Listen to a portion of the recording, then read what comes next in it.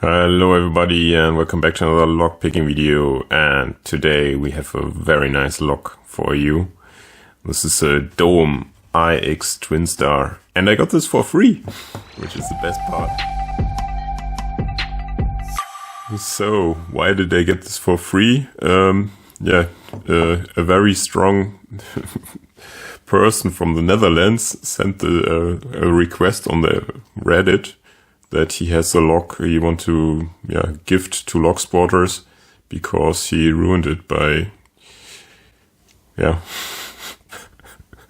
pulling too hard on this hole here with a screw. I don't know, he must be super strong because I haven't seen a lock bend this much by just normal installation. Basically, he said he used a too long screw, and I don't know.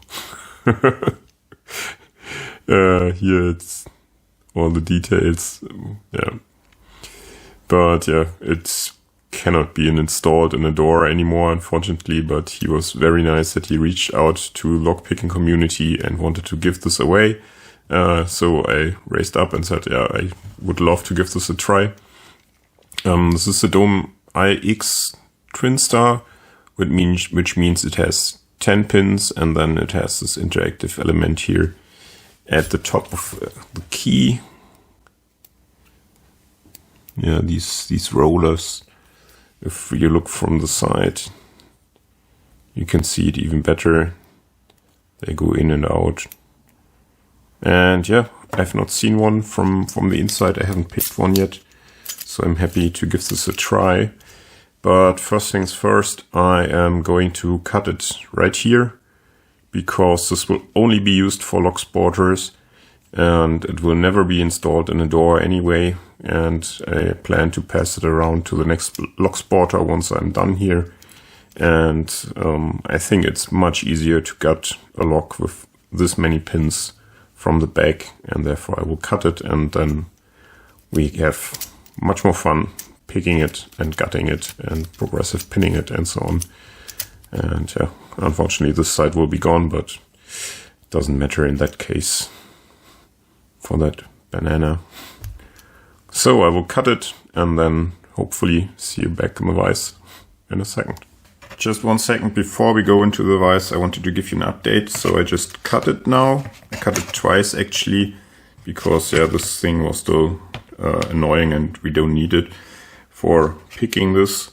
And these are all the bits and pieces. Of course, I contacted the user before cutting it, if I can cut it and it will be better for locksport and so on, and he happily agreed, so very cool. Thanks again.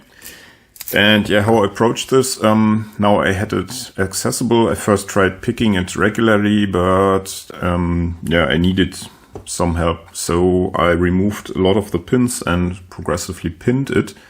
And what I learned from doing this is selecting tools. So first of all, with a dimple key, you would normally use a flag and work like this. And you can do this with this lock, but with the shark fins, it is always you're slipping off the tips sometimes, and therefore I found it much easier to use a regular hook in this lock. And it even provides you with a lot of grooves that you can set your pick in, and this will give you support not to slip off. And this is quite nice. So for the left side, I position my pick like this. Let's turn it upside down so it's easier to show. I just used a shallow hook in the beginning, and then I just picked on the shoulders of the shark fins. So not on the tip where the key is interacting, but on the shoulders. Therefore you have to reach in a bit more into the keyway, because you're setting below this metal piece, because the key can set the tip matching to the metal, and then the shoulder needs to be even lower. But starting off, I used a shallow hook, and for setting the deeper pins, I then switched to a steeper hook, the F31, and this allowed me to go in much deeper. So the left side I set from this groove basically, and this also includes the interactive element here at the back. Let me show you quickly. It is basically online with the shoulders, which is quite convenient. Where's our pick? Yeah, there we go. You see the picking tip, and this is one of the interactive element. It basically acts like a normal pin in the end. And then in the middle we have the other interactive element. It's just on the other side. So again, we watch from the back, and you just go in at basically the same angle as the key would operate it. And you just go in like this and all the way to the back. And then the right side has this little groove here where you can also just go in, brush over all the shoulders, and it works really nice. And once you have the pins partially set, and you can go in with a steeper hook, it works much better. Tensioning is also a topic. You could tension it very nicely on the right side. This tool, for example, fits very good, but you have to be careful because there are passive key control pins which go into the dimples of the key, and if you put a tensioner on this dimple, this will not allow it to go into the keyway, depending on where you put your tensioner, but will block the rotation. This dimple will prevent you from opening the lock. So I opted for going with a wire tensioner, just made from a street cleaning brush I found on the street. And this goes in here and works perfectly for clockwise tension. Of course, float picking is not possible like this, but it works just fine. Yeah, that's it, how you can pick it. So off to the vise and let's see how it goes. Okay, back in the vise. Here's the key again. It works just fine. And yeah, let's try to pick it. Not in the right slot. Over here. And yeah, starting off with this medium hook. It's PN79. And starting off in the very back, pin 5 on the right side.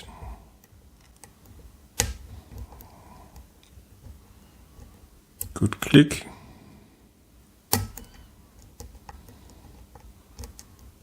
And some click on pin 4. Let's check the others. Nothing on 1, something on 2, nothing on 3. Okay, let's check the interactive.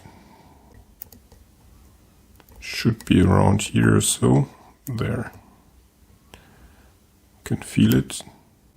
It's binding. Okay, nice click. Let's check again. More tiny core movement on when I set pin 2. And pin 1 is binding. Careful.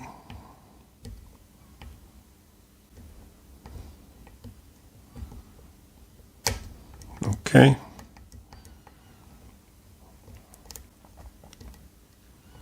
Okay, pin 3.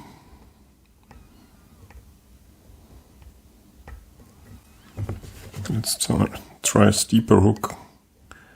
F31.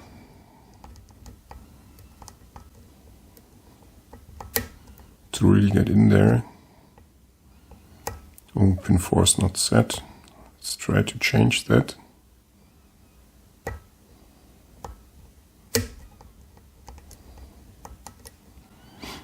I hope I got it.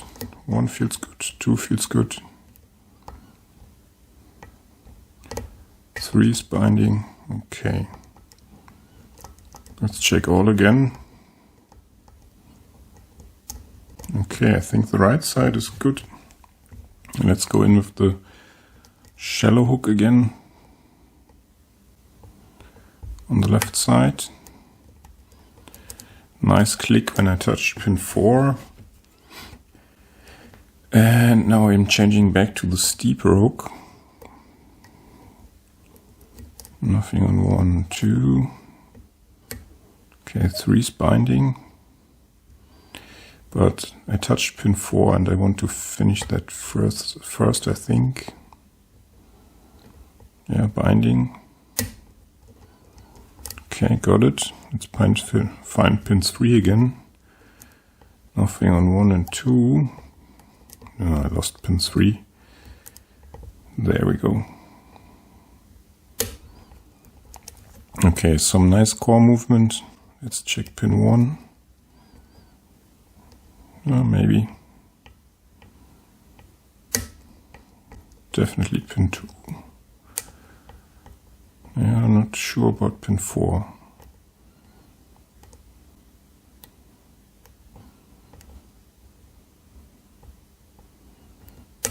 Yeah, that was good.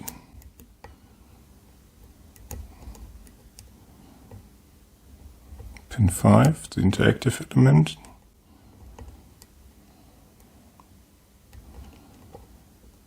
Always a bit hard to find. It should be around here, and I think it's binding actually.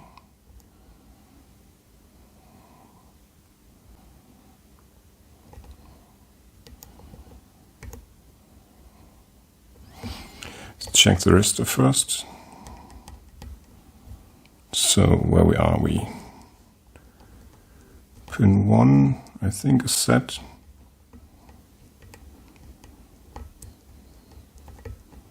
Pin 2 feels set. Pin 3 set.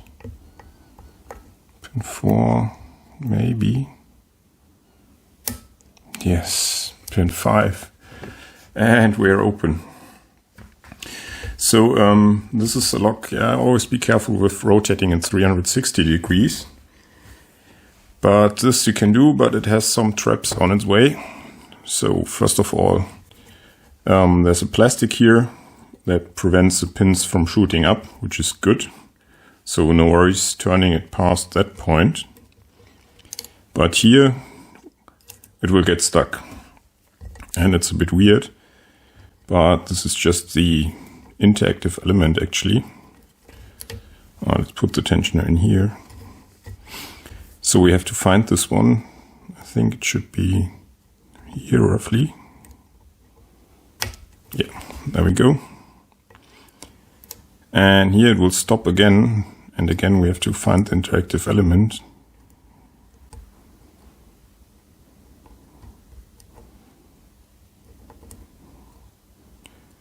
Where are you? Come on.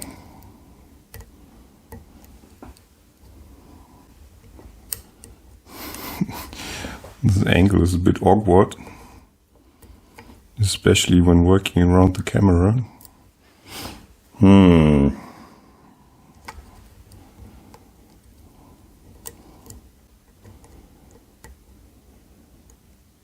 There. Release a bit of tension.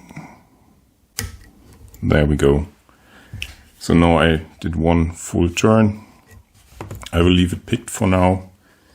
And yeah, let's gut it and show you what's inside.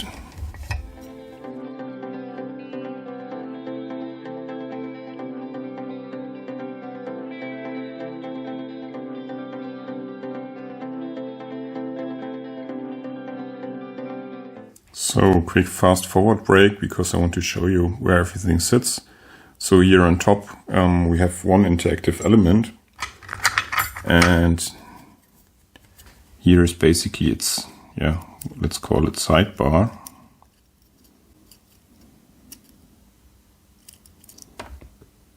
Okay, dropped it, but yeah, here it is. I can show you that in a second. And here's the interactive pin, which is pushed up, and then this sidebar thing will fall down in here, and otherwise it will rest on this tiny ledge here and prevent rotation. And only if this pin goes up, it will be compressed, and then the core can turn. And here in the front is another, yeah, passive key control thingy. Okay, maybe another short break. Here are the side pins all are passive, and only these three, this one, and this one, will interact with the key. If you look on the key, you see the dimples here, here, and here. These need to be on the key so it can turn.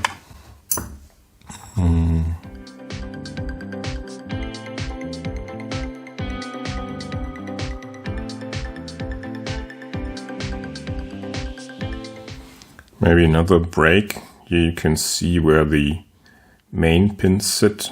So we have 5 on this side and then 4 on this side, and here's the interactive element. And yeah, of course the key will lift them to shear line. So it's all nice and flush. And also the interactive element.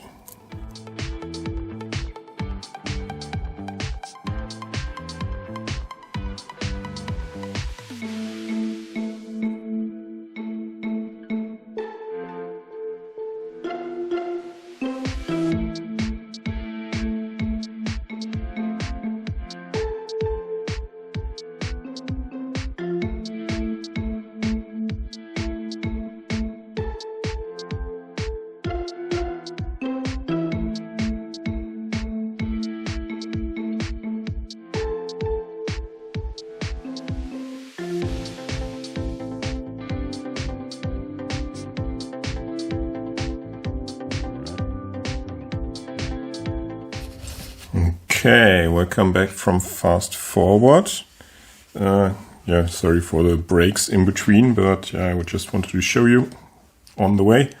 So basically, here we have the core. I've shown you the bits and pieces in between. And yeah, for gutting, I highly recommend using gravity and putting this side facing down, just like basically like this, and then try to collect as many, or try to push as many on many pins as possible with your thumb and so on. But yeah, it's a bit, with so many pins, it's just a bit painful.